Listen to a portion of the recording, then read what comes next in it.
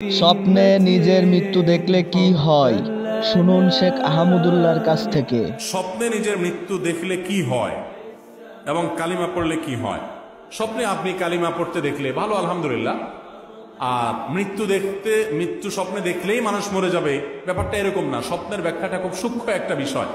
স্বপ্নের ব্যাখ্যা সম্পর্কে জানাশোনা মানুষ আমাদের সমাজে দিন দিন হারিয়ে যাচ্ছে। একসময় অনেক ছিল, এখন সেরকম আল্লাহওয়ালা মানুষ খুব বেশি পাওয়া যায় না।